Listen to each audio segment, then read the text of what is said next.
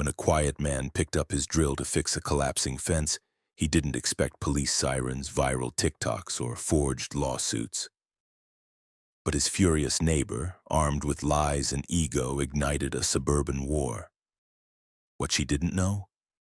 The fence she fought over was legally hers all along.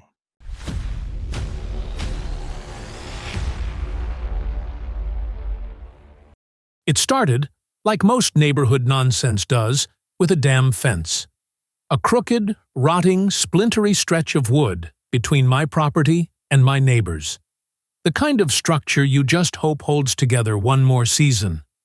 I'd been watching it lean more and more each week, inching over toward my yard like it had a death wish. One windy night, 3 of the panels gave up entirely and collapsed inward. My dog, Roxy, nearly took the opportunity to make a break for it, and I had to chase her down 2 blocks in socks and pajamas. My kids, 9 and 11, weren't thrilled either. They couldn't play soccer outside anymore without the ball ending up in a stranger's driveway. I wouldn't have minded so much if the fence were mine, but it wasn't. Technically, legally, and on paper, it belonged to my neighbor, Karen Mills. Yeah, Karen. Like straight out of a Reddit horror story. She lived alone, worked from home doing something in HR, her words, and had a voice that could strip paint off a car at 20 feet. I don't like drama, and I don't go looking for trouble. But when someone's property leans into your life like a drunk uncle at Thanksgiving, eventually you gotta push back. The thing is, and this is where it gets good, I already knew the city had issued a notice to Karen about the fence 2 years ago. I remembered it clearly because I'd been CC'd on the whole thing. The city determined it was her responsibility to fix it due to its position on the lot line and her property's legal boundary. The fence was a hazard. They even used that word. She'd never done a damn thing about it. Ignored the notice like it was a Jehovah's Witness at the door.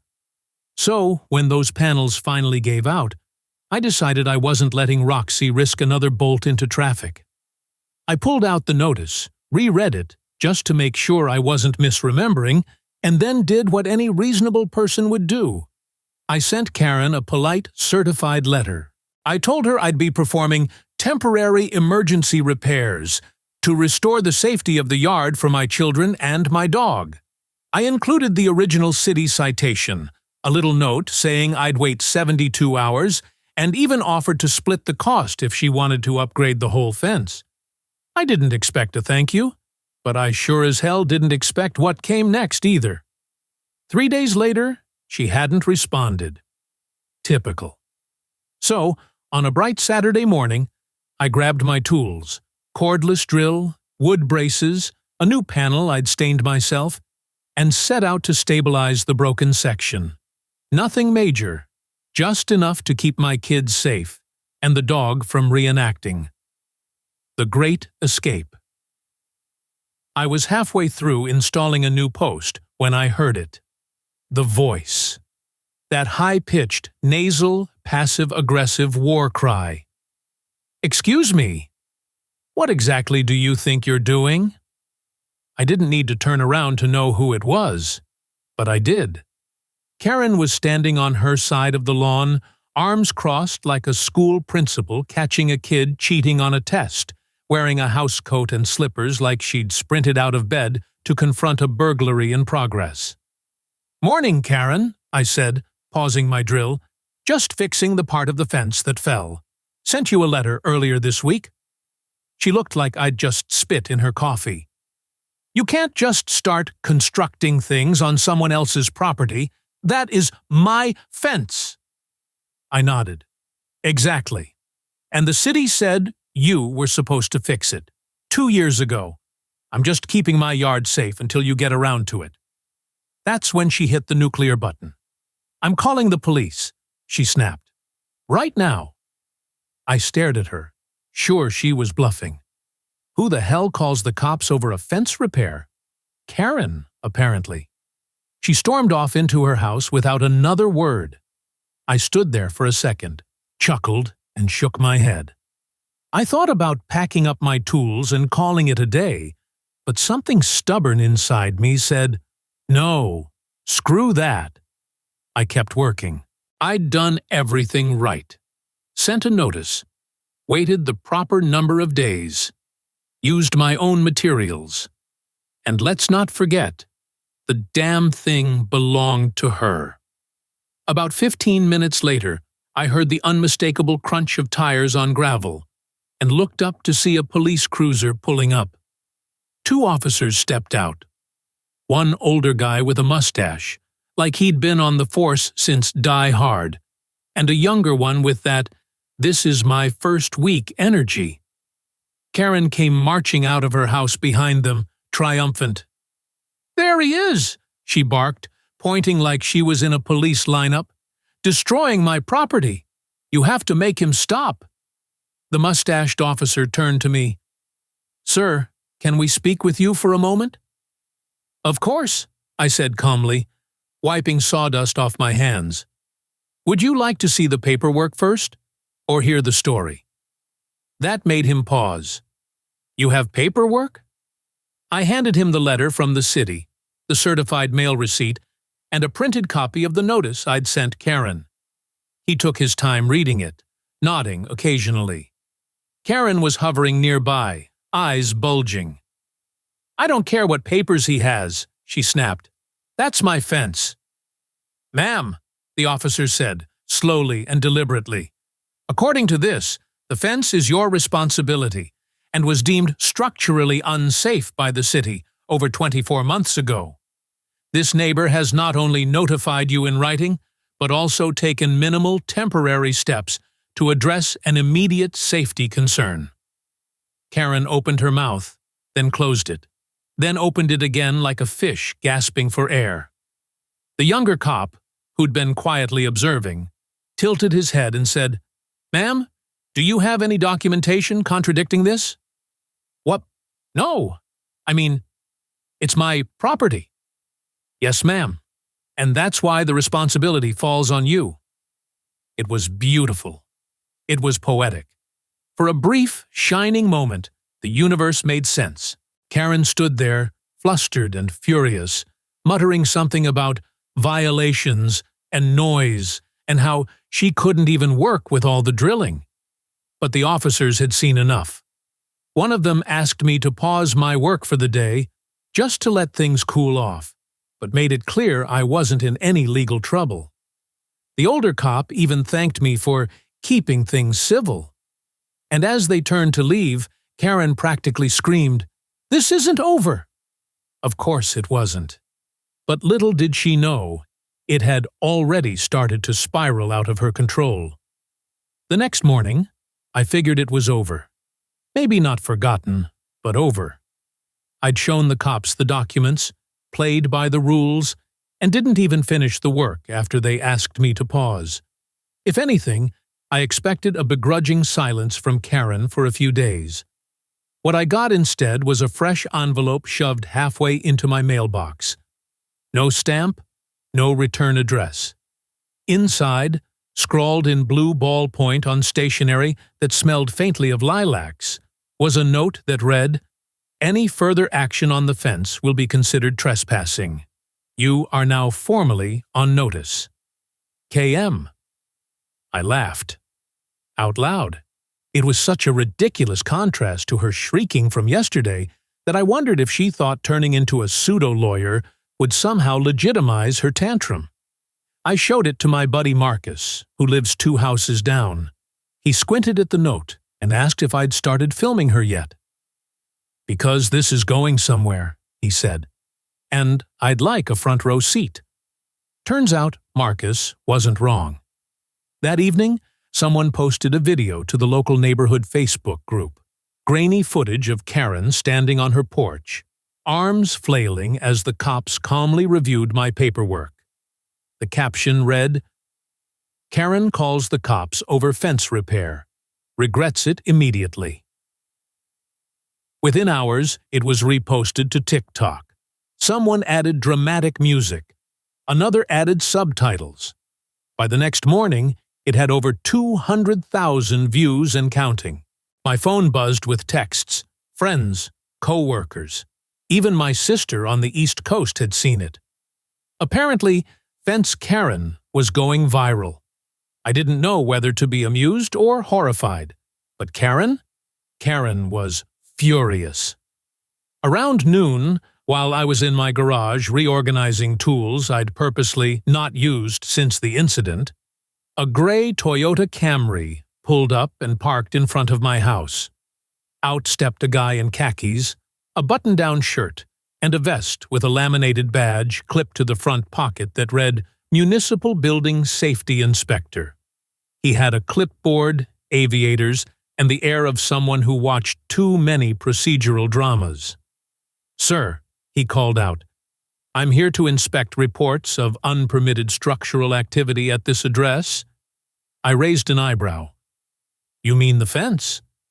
"I'll need to verify compliance with local ordinances regarding construction near property lines," he said, flipping a sheet dramatically. "Cool," I said. "Mind showing me your city ID?" He froze. Not a blink. A full pause. Then he reached into his vest and pulled out what looked like a laminated Office Depot printout. I took it, examined it, then took a photo. No city seal. No signature. Just a name. Rick Miller. "You with the city?" I asked again, carefully. "Of course," he said, a little too quickly. "Subcontractor. Auxiliary enforcement." "That's not a thing. At least, not in our town." "Well, Rick," I said, walking toward my porch, "let me give the city a quick call just to confirm. Shouldn't take more than a minute." Rick's face twitched. A tiny muscle in his jaw danced. "No need for that. I actually have another inspection I'm late for."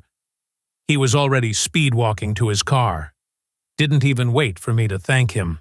The Camry peeled off like he was evading a stakeout. An hour later, I got confirmation from City Hall. They had no inspectors scheduled for my address, no auxiliary units, no one named Rick Miller on any department roster. And that's when it clicked. I hopped on Facebook and checked Karen's profile. Public, thank God. Scrolled through family photos, inspirational quotes, a picture of a cat named Muffin. And then I found it. A group shot from last Thanksgiving. Karen, holding a pie, standing next to a smirking, khaki-wearing 20-something man. Rick, captioned as her brilliant nephew visiting from Tulsa. I stared at the screen and said aloud to no one. She sent her nephew to pretend to be a city inspector. By now, I wasn't even mad. I was impressed. It was so cartoonishly brazen that I just had to admire the chaos she was capable of creating on such short notice. But I wasn't going to let it slide. I posted my experience, the video of Inspector Rick, and screenshots of Karen's family photos to the neighborhood page. No accusations, just facts. The post exploded. Comments ranged from, "This is insane," to, "Do you think she's okay?" to, "I bet she still thinks the earth is flat." Within a day, Rick deleted his Instagram account. Karen turned her Facebook to private. And I went back to my garage, quietly replaced the damaged panels on the fence, and waved at every neighbor who drove by a little slower than usual to catch a glimpse of that guy from the video. The fence looked decent now, sturdy, straight, like it might just last a few more years, assuming no one tried to sabotage it again. Of course, I wasn't naive enough to think Karen was finished. I had a gut feeling that she wasn't done playing dirty. And boy, was I right. By Monday morning, the fence incident had a new name. The Fence Chronicles. That's what people in the Ridgeway Neighborhood Facebook group started calling it. And someone even made a little banner image, a cartoon of me holding a drill, standing triumphantly over a collapsing fence, while a caricature of Karen screamed in the background. I didn't know whether to laugh, cry, or move. The video of Karen's meltdown and the Rick the Fake Inspector stunt had gone full-blown viral, not just in our town, but across a few regional meme accounts. A TikTok with dramatic opera music behind her yelling, "This is my property," had over 500,000 views. One clip was even featured in a YouTube compilation titled Top 10 Neighborhood Meltdowns. I was number 4. Number 4. Karen's face, mid-yell, eyes wild, finger pointed, was now a meme. Her co-workers saw it. Her clients saw it. I heard through the grapevine that her company had put her on some kind of temporary administrative leave to investigate the situation. Her LinkedIn quietly vanished. Her bio on the company site? Gone. Meanwhile, I couldn't walk down the block without someone waving, chuckling, or calling out something like, "Hey, how's the fence holding up?" I kept my answers polite and brief, but inside, I was marveling at how surreal it had all become. A week ago, I was just trying to keep my dog from escaping through a rotten panel. Now, I was the reluctant star of internet theater. At first, I thought this might be the thing that finally cooled Karen off. I mean, wouldn't you think being mocked in front of hundreds of thousands of strangers would humble someone? Not Karen. She went dark for about 48 hours. No yelling from across the fence. No notes in the mailbox. Just eerie, quiet tension. And then, on Wednesday afternoon, I found a bright red envelope taped to my door. Not inside the mailbox. No stamp, just slapped there like a warning sign. Inside, a formal letter. Except, it wasn't from Karen. It was from something called the Citizens Initiative for Neighborhood Preservation. Sounded official. Sounded fake as hell. The letter claimed that my actions, specifically unauthorized structural alterations impacting the shared aesthetic of Ridgeway Drive, had violated a collective neighborhood standard. It was signed by 6 names I didn't recognize. The letter demanded I cease all further changes to the fence and restore the prior configuration within 7 days or face legal action. I read it 3 times. It had the rhythm of a legal notice, but none of the legitimacy. No address, no registration info, and every one of the signatories used the same font. Different signatures, same exact font. Comic Sans, no less. Now, I may not be a lawyer, but I know a bad forgery when I see one. Still, I didn't jump to conclusions. Instead, I took a walk. Went door to door, just a few houses down each direction, and asked the neighbors if they'd heard of this Citizens Initiative. None had. Not one. Even better? One of the names on the letter belonged to an old man, Harold Dawson, who had passed away the previous winter. His widow, sweet Mrs. Dawson, nearly choked on her tea when I showed her the letter. He'd be rolling in his grave, she said. He hated that fence. Back home, I scanned the letter and sent it to my attorney, Jennifer Lawson. I'd hired her after the Rick incident, and she'd been quietly loving every twist and turn since. She called me about 20 minutes after I emailed her. "This is fake," she said flatly. "And not just fake, sloppily fake. I'm putting together a response and a complaint to submit to the court, in case anything formal comes out of this. And by the way, using a deceased person's name on a fake legal document? That's criminal fraud." She also suggested I start gathering affidavits from the neighbors. Simple statements that they didn't authorize or participate in any such group. The moment I asked, people were eager to sign. Some even brought baked goods. Karen, in the meantime, must have noticed the signatures collecting on my porch. Because the next day, she re-emerged. I was in the front yard, watering a sad-looking tomato plant, when she came marching across her driveway in a pair of designer sunglasses and a forced expression of calm civility. "I trust you received the letter," she said, as if we were discussing a wedding invitation. "Oh, you mean the one from the completely made-up neighborhood group?" I replied, not bothering to hide my smirk. She narrowed her eyes. "It's not made up. We're a collective, a grassroots movement. You're disrupting the aesthetic of the block." "Right," I said. "And Harold Dawson signed it from beyond the grave?" Her jaw twitched. His wife assured me she had his blessing before he passed. "That's not how law works, Karen." She looked like she wanted to slap me with a brochure on homeowner unity, but instead she just turned and walked away, muttering something about lawyer games. I kept collecting signatures. By Friday, I had over a dozen, each neighbor happily confirming they weren't involved in any citizens' initiative and fully supported my repairs. Jennifer compiled them all into a neat little dossier and filed a notice with the court. Any further legal threats based on forged community support would be considered an abusive process. I figured that would be the end of it. Surely, Karen would run out of fake groups and dead neighbors to weaponize. But I was starting to realize something. When Karen lost power, she didn't retreat. She escalated. And her next move would make the previous stunts look like a warm-up act. On Monday morning, I was making coffee when my doorbell rang. It wasn't even 8 o'clock. I figured it was another neighbor dropping off tomatoes or gossip, the two main currencies of Ridgeway Drive.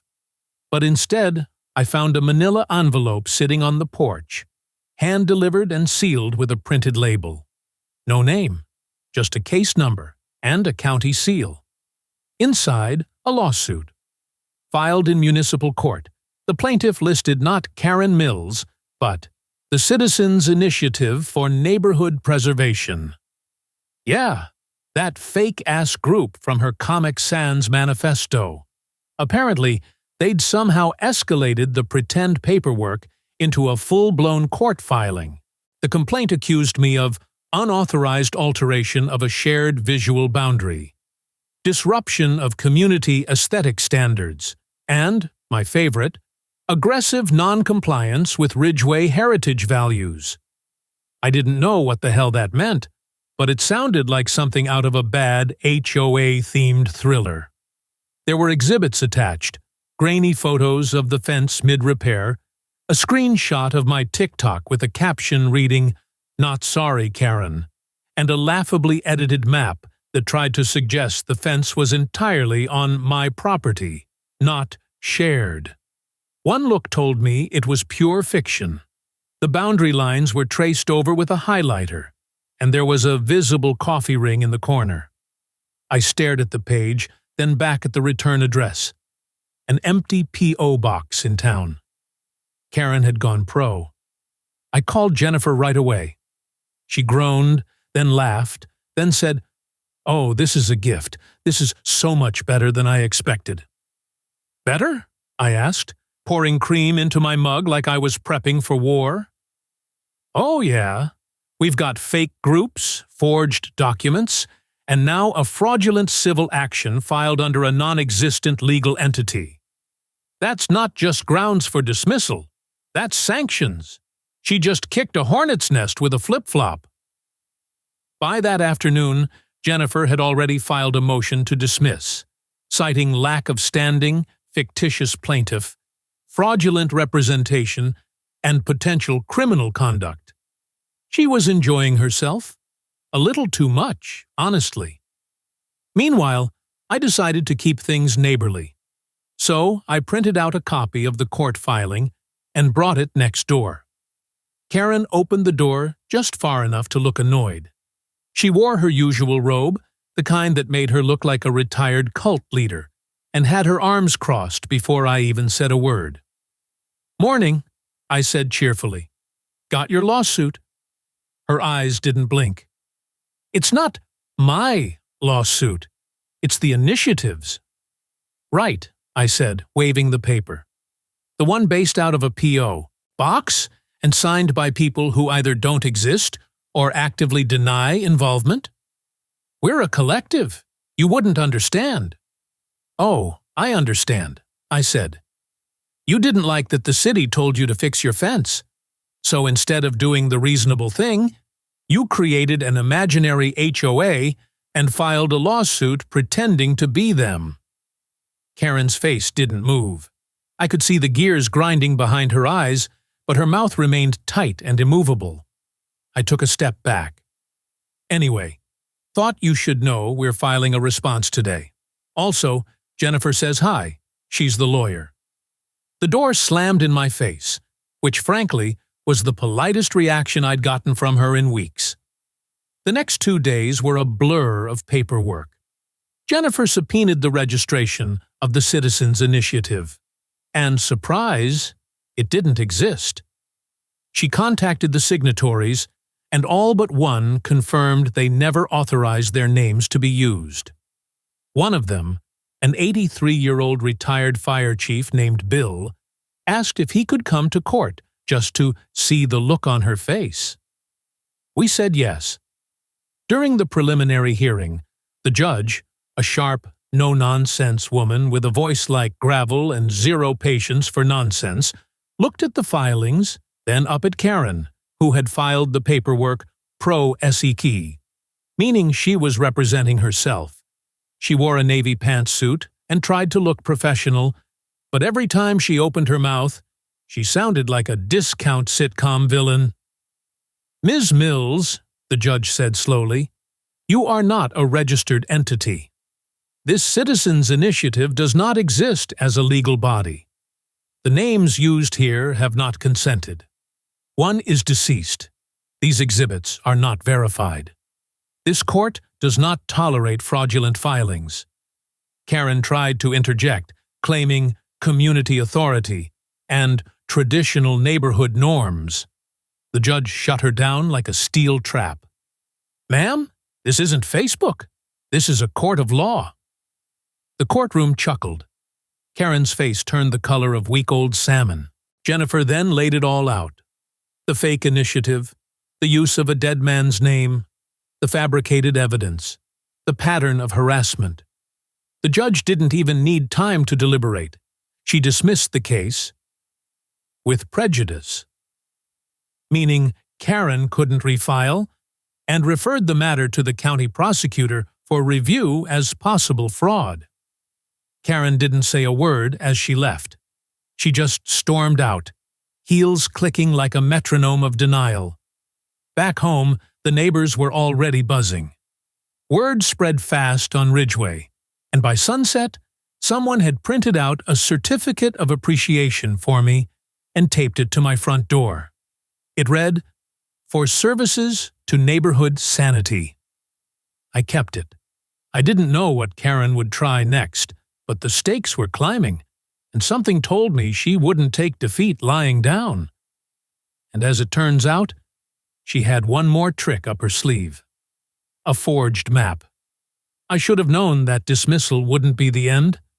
Most people, rational people, might take a legal loss, a viral public shaming, and the looming threat of fraud charges as signs to quit while they're behind.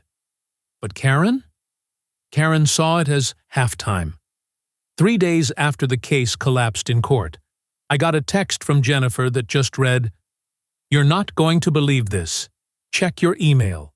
She'd attached a PDF of a brand new filing, this time not from a made-up group, but directly from Karen Mills herself.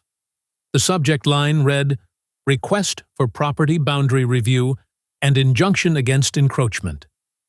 At first, I thought, great, another desperate move. But then I opened the attachment, and my jaw clenched.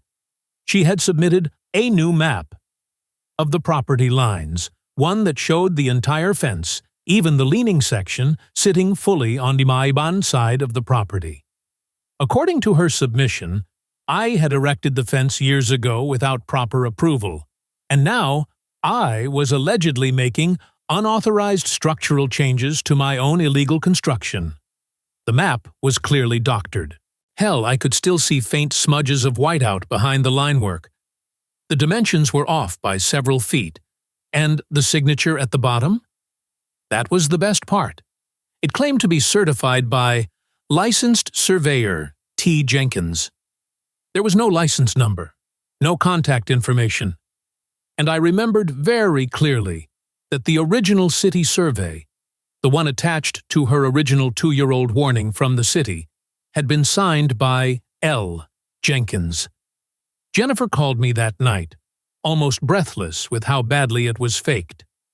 She copied the original survey, Tom, slapped a new letter in the signature, scanned it, and submitted it as evidence. You can literally see where she photoshopped the boundary line. This is spectacularly illegal. I exhaled hard. Do we report it, or just let the court laugh it out? Both, she said. I'm filing an emergency motion to have the document stricken and initiating a fraud review. But I'm also calling in a favor. We're going to have a real surveyor go out there and submit a sworn affidavit. So that's what we did.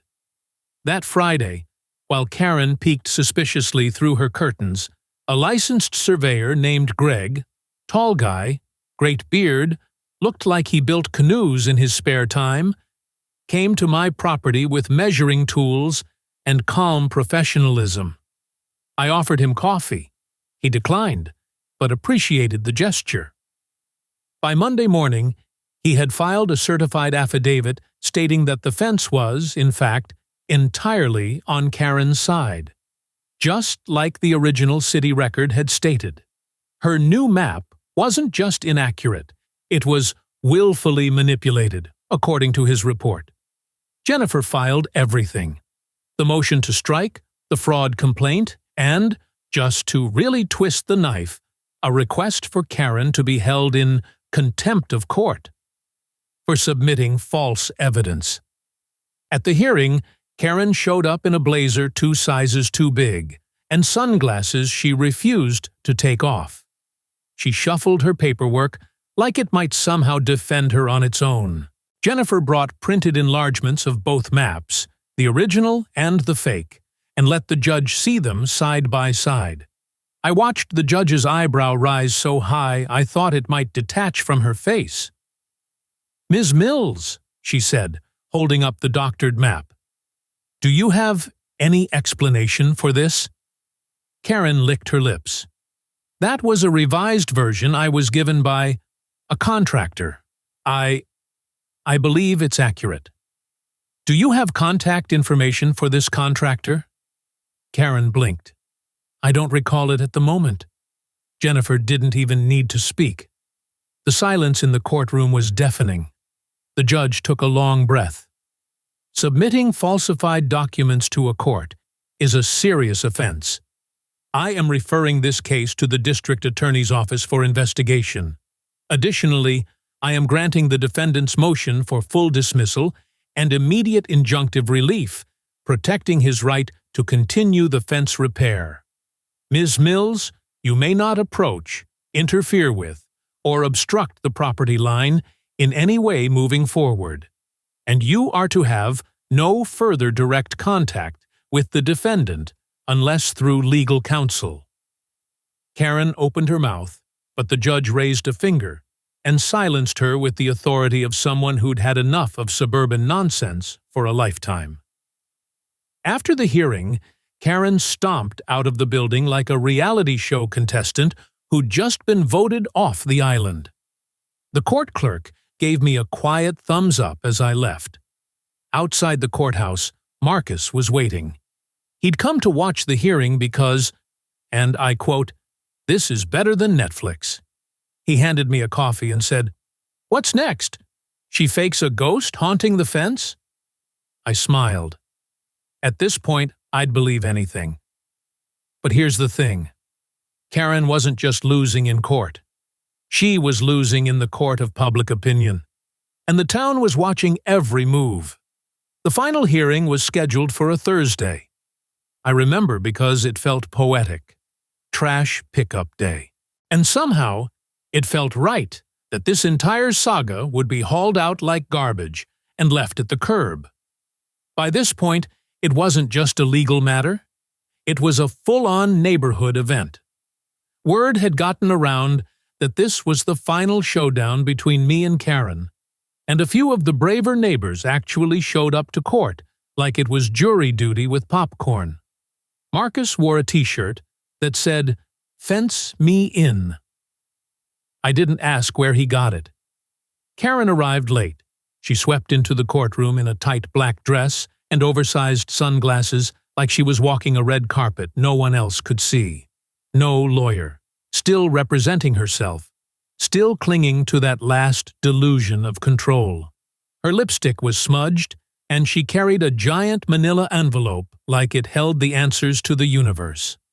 The judge, same one as before, bless her soul, took her seat with the kind of exhausted expression reserved for substitute teachers in a class full of sociopaths. "All right," she said, looking at the docket. "This is case number." Well, I won't read the number.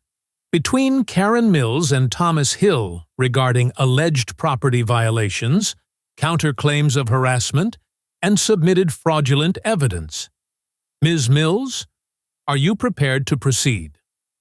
Karen stood, cleared her throat dramatically, and opened the envelope. She began to read from what she claimed was a timeline of abuses, which included such offenses as unauthorized screwdriving before 9 a.m., blatant disregard for symmetrical line placement, and, I kid you not, reckless fence reconstruction without aesthetic consultation. She sounded like she was giving a TED Talk on neighborly victimhood. The judge listened for about 2 minutes before holding up her hand. "Ms. Mills, do you have any new evidence? Anything material?" Karen froze. Well, these are documents of personal distress." Jennifer, seated calmly beside me, waited for her cue. When the judge turned, she stood and handed over a well-organized folder. Labeled, tabbed, highlighted. Inside, a full chronology. Certified city survey. Original repair notice sent to Karen. Certified mail delivery proof. The TikTok video. The fake inspector debacle. The bogus neighborhood initiative. The forged map, complete with forensic imaging showing the edits. A notarized affidavit from the real surveyor. And finally, letters from 13 neighbors, all expressing support for the repairs and frustration at Karen's behavior. The judge flipped through it slowly. Each page was another nail in the coffin. When she looked back up, her voice was like steel. "This court finds the defendant acted responsibly and legally, having followed all due process and safety considerations in relation to the property line in question. The plaintiff, Ms. Mills, has repeatedly engaged in obstruction, harassment, misuse of public resources, and submission of knowingly falsified materials to this court." Karen's lips parted, but nothing came out. The judge continued, calm but direct. "As such, I am ordering the following. First, all claims by the plaintiff are dismissed with prejudice. Second, the defendant is granted reimbursement for all repair costs incurred, as well as full legal fees. Third, the plaintiff is fined for misuse of emergency services relating to a false police report." Karen gasped, audibly, but the judge wasn't done.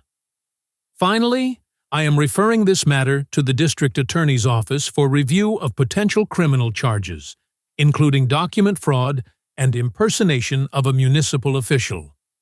Silence. Even Marcus didn't crack a joke. Karen sat down slowly, as if gravity had just doubled.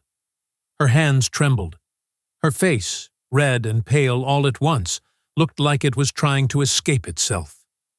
I didn't gloat. I didn't even look at her. I just exhaled. Not a victory cheer, just relief. It was over. The judge banged her gavel. "This matter is resolved. Court is adjourned." As I stood to leave, I caught the eye of one of the neighbors sitting in the gallery. Mr. Crawford, retired Air Force, lived 2 houses over. He gave me a quiet salute and whispered, "Well fought, sir." Outside the courthouse, a small crowd had gathered. Somehow, someone had caught wind of the hearing and turned it into a farewell party for the Karen saga.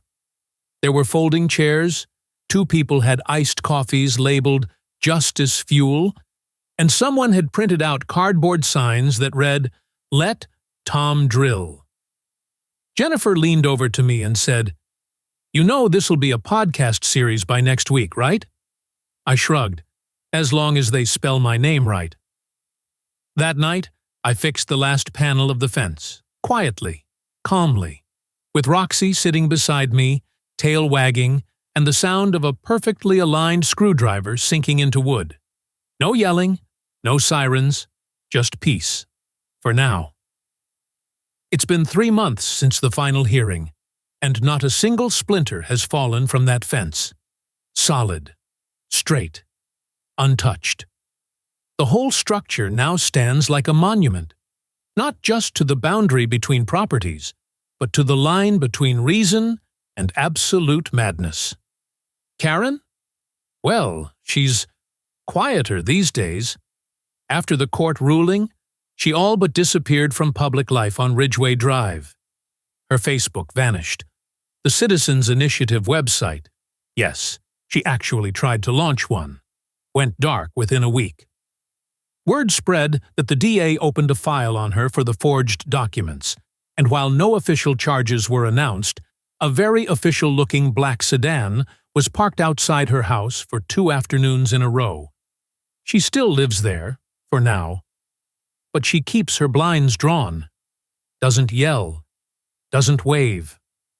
A few times I caught glimpses of her through the window, pacing like a tiger at the zoo. But she hasn't stepped onto my side of the lawn since the judge told her not to. The best part? The city ended up issuing her a fine for failing to maintain the fence. Retroactively. Since I'd done the work she was ordered to do years ago, they tacked on a civic penalty and told her she could either reimburse me or face a lien on her property. She chose reimbursement. I got a check in the mail with no note, no return address, and a signature that looked like it had been written through gritted teeth. A week after the reimbursement cleared, someone from the city came by to install a small aluminum tag on the fence, indicating it was now fully compliant with local safety standards. The inspector chuckled as he screwed it in, glanced toward Karen's house, and said, "Hell of a fence, Mr. Hill." "Thanks," I said. "Built it myself, technically." As for the neighborhood, I don't think I've ever been more popular. Someone made "Let Tom drill" mugs. There's now a running joke in our group chat that anytime someone reports a pothole or a broken streetlight, they ask if I'll handle it. Legally, with documents and everything. Marcus says I should run for city council. I told him I'd rather run into traffic, but maybe the most satisfying moment came a few Saturdays ago. I was out front trimming the hedge when a U-Haul pulled into Karen's driveway. At first, I thought she was moving out. I won't lie, my heart did a little hop. But no, it wasn't Karen. It was a couple in their late 50s, cheerful, Midwestern types with a poodle and matching windbreakers. Turns out they were moving in. Karen was moving out, not selling, but renting the place. According to the new tenants, she'd had too much stress in the neighborhood and needed a change of environment. I didn't say a word, just smiled and introduced myself. Their names were Ben and Linda. They asked if the fence was new. "Not exactly," I said, "but it's seen some things." That night we had drinks on my patio. Marcus showed up with his speaker, someone brought ribs, and the kids played flashlight tag until way past bedtime. At some point, Ben looked at me and said, "This is a great block. We're lucky to be here." I sipped my beer and nodded. We've been through some renovations, but yeah, it's home. And as Roxy curled up at my feet, tail thumping against the fence that almost started a civil war, I realized something strange. I kind of missed it. The chaos, the absurdity, the sheer Karenness of it all. But only kind of, because in the end, a fence is just wood and nails. It's the neighbors who make it worth defending.